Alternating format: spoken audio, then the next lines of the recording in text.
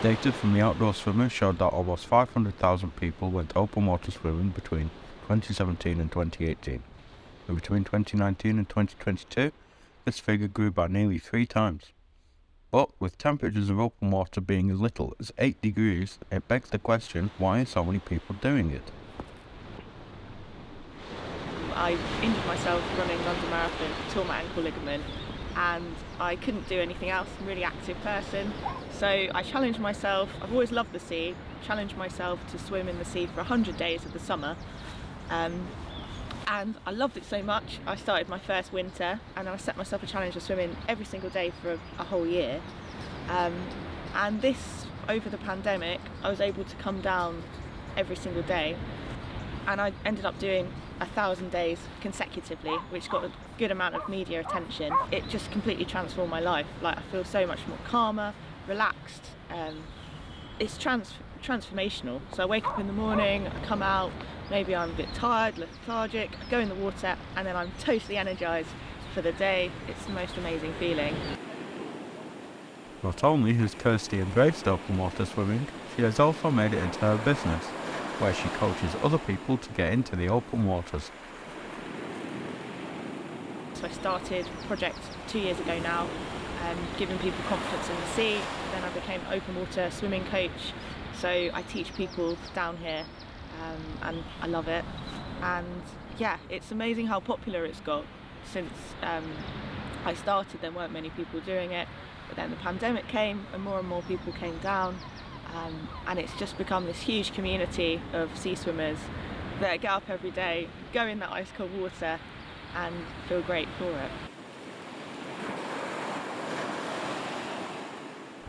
Since starting her business, Kirsty has given over 400 people a newfound love for open water swimming and currently coaches 5 to 7 people a week.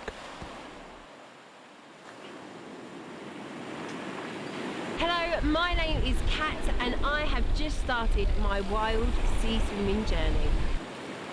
This was my third session, so the first was really short, it was about 2 minutes, we then got up to 5, and today I've just done just over a 10-minute swim. So I did it with Kirsty. She's Folkestone's sea swimming coach. In my mind, she's like Folkestone's mermaid. She's absolutely just utterly amazing.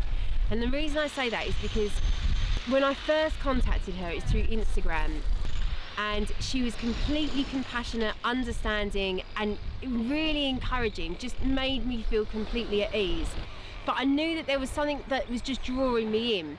And then last year I had a really difficult situation, quite a lot of grief. There was something about it that felt it was going to be really healing for my mind, my body, my soul. And then I moved to Folkestone about 3 months ago, so at the beginning of January. It was just something, I can't explain it, but it was like the water was calling me in to just come in.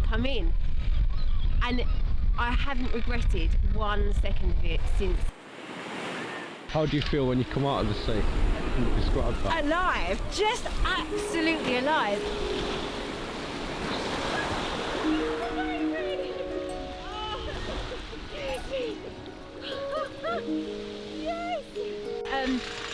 It's invigorating, there's a buzz, and there's such a sense of achievement that you've done something that, most people don't do. Elsewhere in the UK, it can be harder to do open water swimming. This leads people to use reservoirs as their main outlet for open water swimming. But swimming in reservoirs brings about many more risks than people are aware of. So we've got a nice open reservoir here. Public can access it 24 hours a day. Sadly, they can also get into the water. There's nothing to stop people gaining access, and occasionally people get out of the depth. The water's cold, they get cramped, they get the stitch, they can't breathe, and over the last sort of 10 years that I'm aware of, we've had about 4 fatalities, which is always really sad. The risk is high, there's an undercurrent. The water temperature, though it looks really nice on a hot summer's day, it's perishing, and when you're unequipped, you're untrained, you're unskilled, it's probably the most dangerous place to be. At this site, United Utilities own the water. They do have signs up to say that there is no swimming in this water, But I think it's, you know, a lot of it is maybe bravado. People come in little groups and they think that, you know, the sun's shining, they've had an ale and they can take on the world, and sadly they get into difficulty. However, the legality and the risks combined do not deter people from swimming in reservoirs. Once per year, a mass swim is held at Kinder Scout in protest against the laws for open water swimming in reservoirs. There are those who would have kept this from us, and those who even now would, if they could, keep us from the Silver Stream, open moor. You still get warm when you swim in.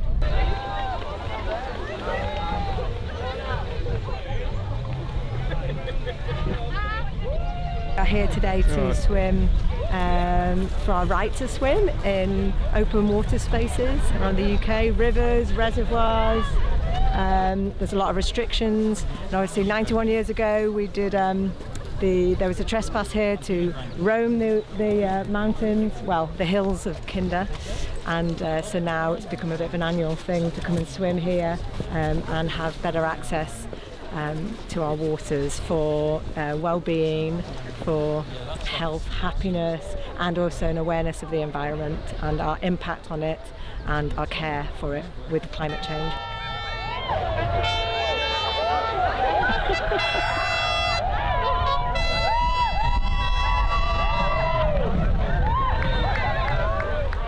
The turnout at Kinder Scout was high, with around 500 people trekking the moors in a show of force for their right to swim in open waters.